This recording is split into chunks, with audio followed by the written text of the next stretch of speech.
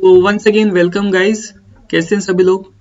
सबसे पहले माफ़ी चाहूँगा, बहुत दिनों से लेक्चर नहीं ले पाया, तबीयत ठीक नहीं थी। लेकिन आज फिर से एक बार मैं आपके सामने यहाँ पर हाजिर हूँ। अपना UK triple SSC online lecture series जो मैंने लेखा लिपिक के लिए स्टार्ट करा रखी है, उसका लेक्चर 13 लेकर इससे पहले 12 लेक्चर हम ऑलरेडी अपलोड कर चुके हैं अपने यूट्यूब चैनल पर, और इसके साथ साथ 2 MCQ के भी मैंने लेक्चर्स जो हैं वो अपलोड किए हैं, तो आप उनको जाकर भी वहाँ पर देख सकते हैं। देखिए, आज जो लेक्चर 13 में हम बात करेंगे हम अपना बैंक रिकॉन्सिलिएशन स्टेटमेंट के बारे में। और ये बैंक रिकॉन्सिलिएशन स्टेटमेंट मैं आपको बता दूं, ये मैं चैप्टर वाइज आपको करा रहा हूँ। ये NCERT का 11th क्लास का पहली बुक का 5वां चैप्टर है। 4 चैप्टर हम ऑलरेडी खत्म कर चुके हैं और NCERT की 11th क्लास की पहली बुक में टोटल 8 चैप्टर हैं। 8 चैप्टर में से 5 चैप्टर हम ऑलरेडी कवर कर चुके हैं, तो आपको घबराने की बिल्कुल भी जरूरत नहीं है, आपका कोर्स टाइमली कंप्लीट हो जाएगा।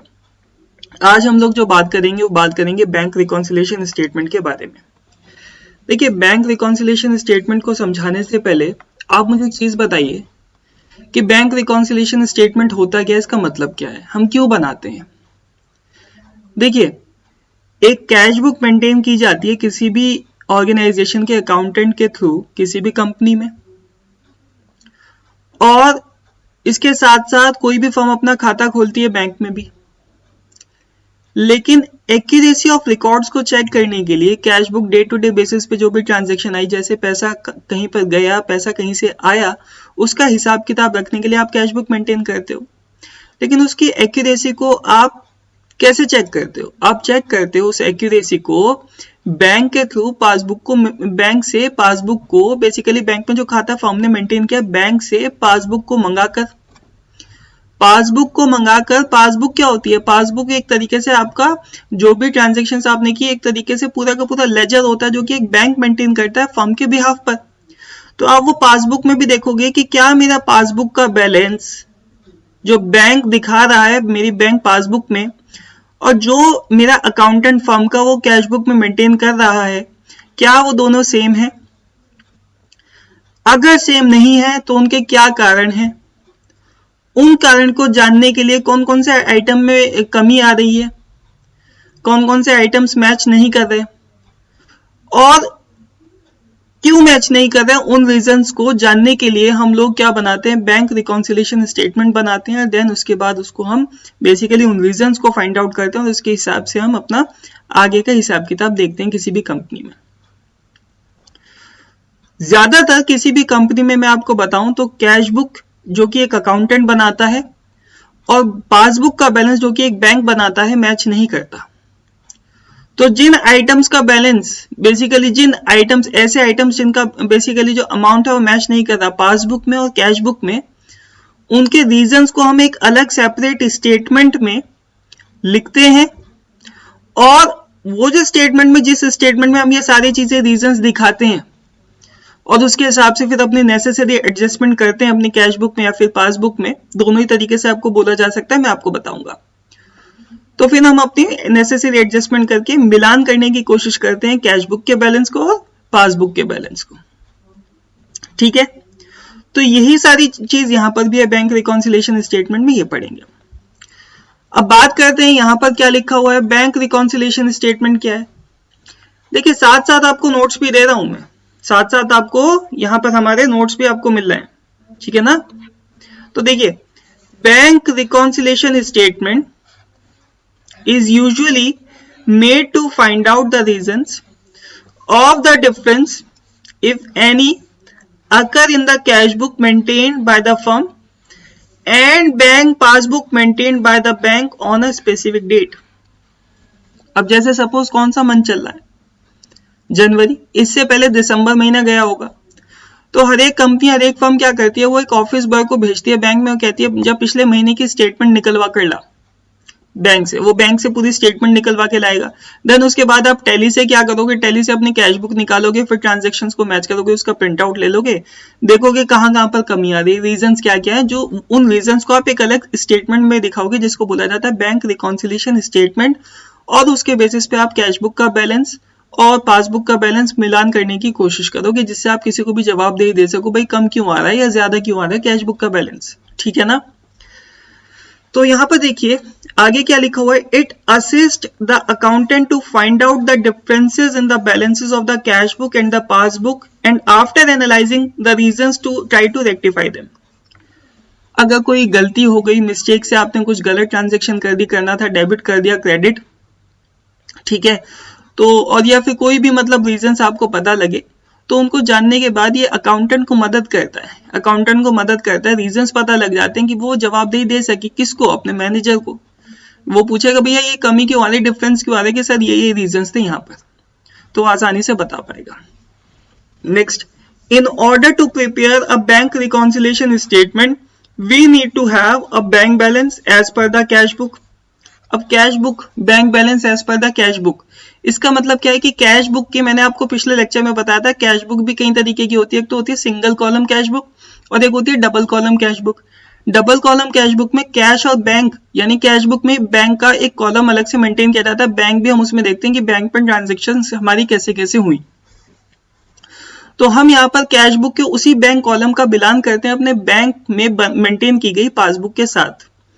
And a bank statement as on particular day along with the details of both the books, details के साथ में, if the two balances differ, the entries in both the books are compared and the items on account of which the difference has arisen are ascertained with the respective amounts involved so that bank reconciliation statement may be prepared। जैसा मैंने बताया कि जिन जिन items में difference आता है उन items के basically हम रीजंस को स्पेसिफाई करते हैं बैंक रिकॉन्सिलिएशन स्टेटमेंट में, और अपना यहाँ पर बेसिकली फिर उसके बाद कोशिश करते हैं कैश बुक के बैलेंस की और बैंक पासबुक के बैलेंस को मैच करने की, मिलान करने की। इतनी बात क्लियर। अब यहाँ पर देखिए ये हमारा क्या, format of bank reconciliation statement. ये क्या है, format of bank reconciliation statement. सबसे ऊपर यहाँ पर क्या है हमारा, balance as per cash book. Cash book का कौन सा कॉलम का बैलेंस देख रहा हूं मैं, बैंक कॉलम का, कि मेरे हिसाब से, अकाउंटेंट के हिसाब से बैंक में इतना पैसा होना चाहिए, वो यहां पर मैं स्टार्टिंग में लिख दूंगा। इसमें ऐड क्या करूंगा, check issued but not presented. भाई किसी कंपनी ने सप्लायर के फेवर में, जिससे आपने माल खरीदा या रॉ मटेरियल वगैरह खरीदा, आपने चेक इशू कर दिया था और हाथ के हाथ अकाउंटेंट ने जैसे उसके नाम का चेक बनाया, उसने हाथ के हाथ क्रेडिट कर दिया, कैश बुक में बैंक कॉलम में जाकर क्रेडिट कर दिया कि भैया इतना पैसा मेरी कैश में से कम हो गया, और वो अब कहाँ चला गया, बैंक में चला गया। बैंक में मेरी कैश बुक में कम हो गया और बैंक में भी कम हो जाना चाहिए मेरे अकॉर्डिंग। लेकिन वो जो सप्लायर था उसने उस चेक को बैंक में लगाया ही नहीं, पेमेंट के लिए प्रेजेंट ही नहीं किया। तो जब प्रेजेंट नहीं किया हमने डिडक्ट कर दिया, और बैंक ने, जब वो गए नहीं बैंक के पास, तो बैंक क्यों डिडक्ट करता। तो वहां पर क्योंकि बैंक में कोई भी ट्रांजैक्शन हुई नहीं, चाहे गई ही नहीं, तो दोबारा से जो आपने पैसा डिडक्ट किया था एक अकाउंटेंट ने कैश बुक में से, वो आपको ऐड करना पड़ेगा। तो यहाँ पर क्या हो जाएगा, check issued but not presented, और नरेशन एक तरीके से क्या लिख दोगे कि जी चेक इशू तो किया था लेकिन उसने प्रेजेंट ही नहीं किया, तो वापस से मैं पैसा ऐड कर रहा हूं अभी, ठीक है ना। देन उसके बाद इंटरेस्ट क्रेडिटेड बाय बैंक। अब बैंक को पता है, बैंक की पॉलिसी है कितना इंटरेस्ट लगाती है, कितना नहीं लगाती, 3 महीने में लगाती है, 6 महीने में लगाती है, कैसे इंटरेस्ट लगाती है। तो बैंक ने तो अपनी बैंक पासबुक में इंटरेस्ट वक्त से 3 महीने 6 महीने के बेसिस पर वो क्या कर दिया, बेसिकली उसको उसकी एंट्री कर दी वहां पर।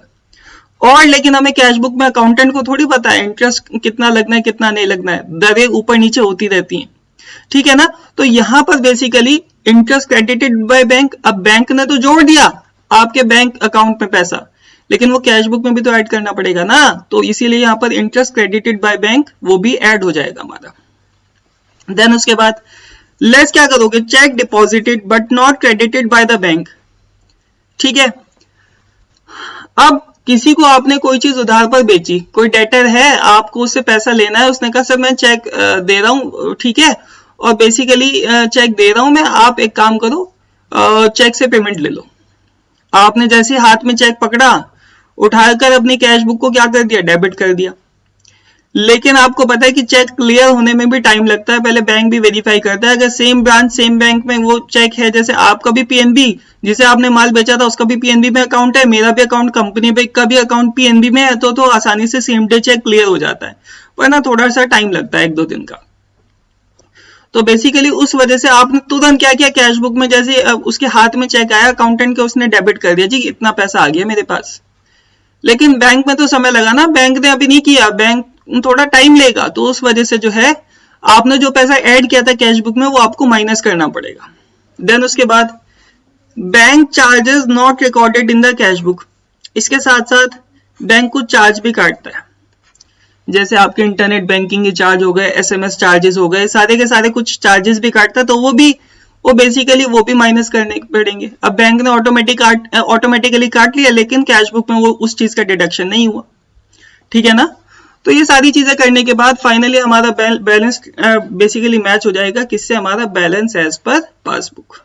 लास्ट में हमेशा बैलेंस एज पर पासबुक आता है और स्टार्टिंग में balance as per cash book, ये इसके अकॉर्डिंग, फॉर्मेट के अकॉर्डिंग। कभी कभी यहाँ पे भी पूछ ले जाएगा, ऊपर बैलेंस एज पर पासबुक दिखा देगा, नीचे हमें balance as per cash book निकालना होगा, वो भी बताऊंगा। ये एक तो फॉर्मा हो गया ये वाला, एक तो फॉर्मेट होगा ये वाला। एक 2 कॉलम के साथ भी बनाई जाती है, एक प्लस का कॉलम और एक माइनस का कॉलम। इसमें जो चीज ऐड करनी है वो प्लस के कॉलम में आ जाएगी, जो चीज माइनस करनी है वो माइनस के कॉलम में आ जाएगी। इस तरीके से एक फॉर्मेट ये भी होता है, ठीक है। आगे बात करते हैं।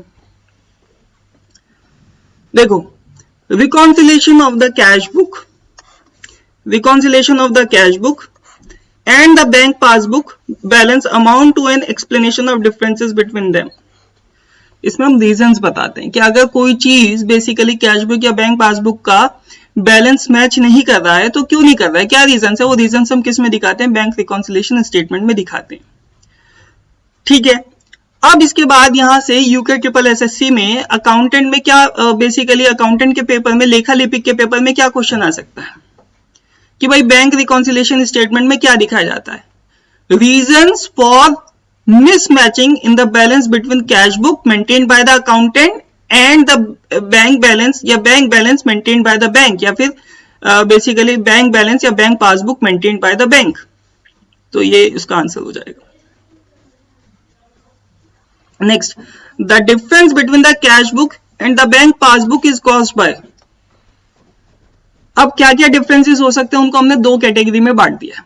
एक तो timing differences, timing differences on recording of the transactions, और दूसरा errors made by the business और by the bank. Timing differences, जैसे मैंने अभी आपको चेक का एग्जांपल दिया था कि चेक कोई सप्लायर आपको डिपॉजिट करके गया, आपने उसे तुरंत हमारी कैश बुक में डेबिट कर दिया, लेकिन बैंक टाइम लेगा ना, तो वो भी एक एग्जांपल है किसका, timing differences on recording of the transactions का। Error made by the business और बाय द बैंक, अगर कोई गलती की अकाउंटेंट ने या फिर बैंक ने रिकॉर्ड करने में, तो वो भी पता लग जाएगा। देखिए, बात करते हैं, यहां से क्वेश्चन बन सकता है कि भाई बताइए भाई टाइमिंग डिफरेंसेस, इनमें से कोई भी चीज आपको बोल देगा, जितनी सारी ये चीजें लिखी है ना, इनमें से कोई भी चीज आपके सामने यहाँ पर बोल देगा आपको कि भैया बताइए टाइमिंग डिफरेंसेस का कौन सा एग्जांपल हो सकता है। सबसे पहले, cheque issued by the firm but not yet presented for payment. Cheque issue किया, ठीक है, हमने किसी के सप्लायर के फेवर में चेक इशू किया, ठीक है, उसको क्या किया, check issued by the firm, और हाथ के हाथ कैश बुक में से अकाउंटेंट तो क्या करता है, जैसे चेक काटा हाथ के हाथ अपनी कैश बुक में से माइनस कर दिया, लेकिन उस सप्लायर ने, उस बंदे ने उसको पेमेंट के लिए बेसिकली बैंक में प्रेजेंट ही नहीं किया, तो वो क्या करना पड़ेगा, ऐड करना पड़ेगा। इसके बाद cheque paid into the bank, cheque paid into the bank but not collected, but not yet collected. अब यहाँ पे डेटा से पैसा लेना है, मैंने पहले भी बताया, वो चेक जो है बैंक में चला गया, आपको पता लगा सप्लायर ने चेक काट दिया, चेक भेज चुका है, वो आपने हाथ के हाथ डेबिट कर दिया, लेकिन बैंक को तो टाइम लेगा ना उसको चेक क्लियर करने में, 1-2 दिन, तो बेसिकली वहां पर वो माइनस आपको क्या करना पड़ेगा, माइनस करना पड़ेगा, ये ऐड करना पड़ेगा, ये माइनस करना पड़ेगा। Then direct debit, direct debit made by the bank on behalf of the customer. अब आपने या तो बेसिकली बैंक को परमिशन दे रखी है कि भैया मेरा सारा पेमेंट जो ऑटोमेटिकली बैंक करेगा मेरे बिहाफ पे, मेरे खाते से काट देना, बिल का पेमेंट हो गया, इलेक्ट्रिसिटी का, पानी का, कोई भी जैसा भी पेमेंट है वो कर दो मेरे अकाउंट से। तो वहां पर बैंक को तो पता है कितना उसने पेमेंट किया आपके अकाउंट से, आपको नहीं पता, अकाउंटेंट को नहीं पता, तो बेसिकली क्या हो जाएगा, आप वहां पर भी वो आपको क्या करना पड़ेगा, माइनस करना पड़ेगा। तो ये सारे टाइम की बात है, ये टाइमिंग डिफरेंसेस हैं, टाइम की वजह से होते हैं। देन उसके बाद amount directly deposited in the bank account. अब सीधा का सीधा किसी ने सीधा आपके बैंक अकाउंट में पैसा ट्रांसफर कर दिया, आपको नहीं पता, बैंक को पता है, बैंक ने क्रेडिट कर दिया और आपको पता नहीं, तो वो पैसा क्या हो जाएगा हमारा, बेसिकली ऐड हो जाएगा कैश बुक में। Interest and dividend collected by bank, interest और डिविडेंड आया और वो बैंक के खाते में आया, आपके बैंक में आया, सीधा बैंक में, फर्म के खाते में आया ना। फर्म के खाते में जैसे ही आया तो बेसिकली बैंक को तो पता है लेकिन फर्म को नहीं, बेसिकली फर्म के अकाउंटेंट को नहीं पता है, तो ये भी पैसा कैसा हो जाएगा, ये भी ऐड हो जाएगा। Direct payment made by the bank on behalf of the customers, सीधे सीधे डायरेक्ट पेमेंट कर देना कस्टमर्स के बिहाफ पे, कंपनी के खर्चे करना, ये भी बिल्कुल इसी तरीके से, ठीक है ना। कंपनी के खर्चे कर दिए, बैंक को पता है कहाँ उसने पेमेंट किया, लेकिन बेसिकली हमारे अकाउंटेंट को नहीं पता फर्म के कि उसने पेमेंट, बेसिकली कुछ पेमेंट भी हुआ या नहीं, तो ये ऐसे खर्चे माइनस करने पड़ेंगे। Checks deposited bill discounted dishonoured, अब किसी ने चेक जमा किया, आपने बड़ी खुशी खुशी कैश में उसको क्या कर दिया, डेबिट कर दिया, जी पैसा आ गया, लेकिन जब बैंक ने वेरीफाई किया उसके खाते में तो पैसा था ही नहीं, वो चेक डिसऑनर हो गया, तो ऑटोमेटिकली उसने क्या किया, डेबिट कर दिया फर्म का बैलेंस, और डेबिट कर दिया, अब वहां पे वो डिफरेंस तो आएगा ही, टाइमिंग डिफरेंस, तो ये भी एक तरीके से आपको माइनस करना पड़ेगा, ठीक है ना। देन उसके बाद next, differences caused by errors. अब डिफरेंसेस कॉज्ड बाय एरर्स ऐसे कुछ होते हैं जो कि गलतियों से होते हैं, जैसे error committed in recording transaction bye the firm, पहले वाली। अब इसमें किसी फर्म के अकाउंटेंट ने ट्रांजैक्शन को रिकॉर्ड करते समय कोई गलती कर दी, तो एक तो वो केस हो गया। चेक डिपॉजिट किया, चेक से पेमेंट किया किसी ने, सप्लायर ने, हमने क्या कर दिया, उठा के उसको डेबिट करने की बजाय क्या कर दिया, क्रेडिट कर दिया, ये भी गलती हो सकती है। और इसी तरीके से यही गलती हो सकती है, यही गलती कौन कर सकता है, सेम कोई बैंक में बैठा हुआ बैंक का सरकारी कर्मचारी घर से झगड़ कर आया था, या फिर अभी सुबह सुबह नींद खुली नहीं, नींद नहीं खुलने के चक्कर में उसने क्या कर दिया, बेसिकली बैंक के अकाउंट को क्रेडिट करने के बजाय डेबिट कर दिया। वैसे ऐसे गलती होती नहीं है, जोक्स अपार्ट, ठीक है। नेक्स्ट, अब किस तरीके से बैंक रिकॉन्सिलिएशन स्टेटमेंट हमारी बनती है, बैंक रिकॉन्सिलिएशन स्टेटमेंट हमारी बनती है, ये देखना। देखिए, सारे कॉजेज ऑफ डिफरेंसेस को फाइंड आउट करने के बाद reconciliation in the following two ways, दो तरीके से की जाती है। Preparation of bank reconciliation statement without adjusting the cash book balance, बिना कैश बुक बैलेंस को एडजस्ट किए, और preparation of bank reconciliation statement after adjusting cash book balance, cash book balance को एडजस्ट करने के बाद। एक में ऊपर दे रखा होगा टॉप पर कैश बुक का बैलेंस, और एक में दे रखा होगा टॉप पर पासबुक का बैलेंस। अगर कैश बुक का बैलेंस दिया हुआ है टॉप पर, तो हमें पासबुक का बैलेंस लास्ट में निकालना पड़ेगा, और अगर पासबुक का बैलेंस टॉप पर दिया हुआ है तो हमें कैश बुक का बैलेंस नीचे निकालना पड़ेगा। अब देखिए, यहाँ पर काफी सारी चीजें लिखी हुई है, मैंने इसलिए लिखी है, नोट्स भी साथ साथ आपको मिलते हैं। Preparation of bank reconciliation statement without adjusting cash book balance, क्या लिखा हुआ है यहाँ पे, To prepare bank reconciliation statement under this approach, the balance as per cash book or as per passbook is the starting item. जो पिछली अभी slide में मैंने बात बताई, the debit balance as per the cash book means the balance of deposits held at the bank. Such a balance will be a credit balance as per the passbook. अच्छा, जब दोनों, अच्छा हाँ, यहाँ पर एक चीज याद रखना, कैश बुक का फेवरेबल बैलेंस कब कहलाता है, जब डेबिट बैलेंस हो। पासबुक का फेवरेबल बैलेंस कब कहलाता है, जब क्रेडिट बैलेंस हो। याद रखना, ये पूछा जा चुका है यूपी के असिस्टेंट अकाउंटेंट के पेपर में। Such a balance exists when the deposits made by the firm are more than its withdrawals. It indicated the favorable balance as per the cash book or favorable balance as per the passbook. On the other hand, the credit balance as per the cash book indicates the bank overdraft. अगर cash book में हमारा basically withdrawal ज्यादा हो रहा है और deposit से, तो वो ओवरड्राफ्ट की सिचुएशन कहलाती है। इन अदर वर्ड्स, अगर हम दूसरे शब्दों में बात करें, the excess amount withdrawn over the amount deposited in the bank, it is also known as unfavourable balance as per cash book और unfavourable balance as per passbook, ठीक है ना।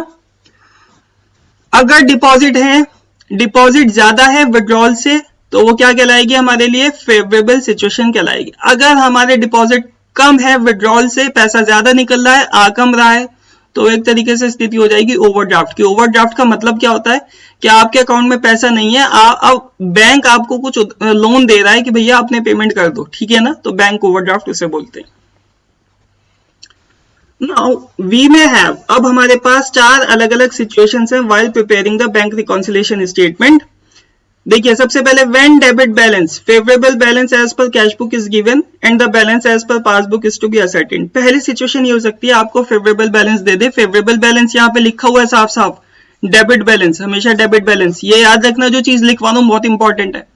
फेवरेबल बैलेंस हमेशा कैश बुक का debit balance होता है और आपको ये बोल दिया जाए निकालने के लिए कि पासबुक का बैलेंस निकालो। When credit balance favourable balance as per passbook, passbook में कोई भी चीज जब जमा होती है, पैसा आता है, सैलरी वगैरह आती है एम्प्लॉइज की, वो क्रेडिट होती है। तो when credit balance as per passbook is given, starting में आपको पासबुक का बैलेंस भी दिया जा सकता है, तो और हमें बोला जा सकता है कि भैया बताइए पासबुक का बैलेंस तो हमने आपको दे दिया, अब निकालिए आप कैश बुक का बैलेंस, तो ये भी सिचुएशन हो सकती है।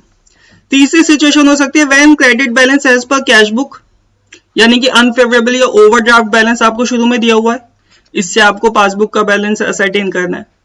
चौथी चीज क्या हो सकती है when debit balance as per passbook, unfavourable balance passbook के हिसाब से दिया हो, आपको कैश बुक फाइंड आउट करने के लिए दिया हो। तो ये 4 सिचुएशंस हमारी हो सकती हैं यहाँ पर, ठीक है ना, ये 4 सिचुएशन हो सकती है। पहली, इतना डेप्थ में कोई नहीं पढ़ाएगा, पहली, दूसरी, तीसरी और चौथी।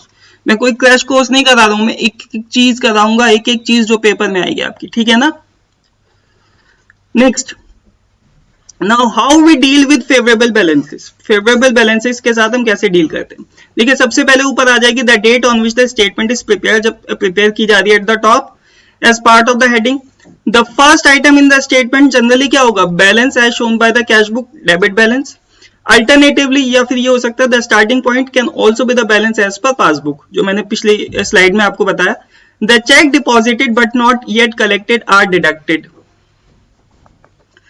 चेक डिपॉजिट, सप्लायर ने अकाउंट में चेक डिपॉजिट किया, आपको बता भी दिया फोन पे, आपने खुशी खुशी उसको डिपॉजिट कर दिया, लेकिन उसको क्लियर होने में टाइम लगेगा तो आपको माइनस करना पड़ेगा। All the cheques issued but not yet presented for payment, अब आपने सारे सप्लायर्स का पेमेंट कर दिया, चेक्स इशू कर दिए और हाथ के हाथ काटते भी गए, माइनस करते चले गए अपने कैश बुक के अकाउंट से।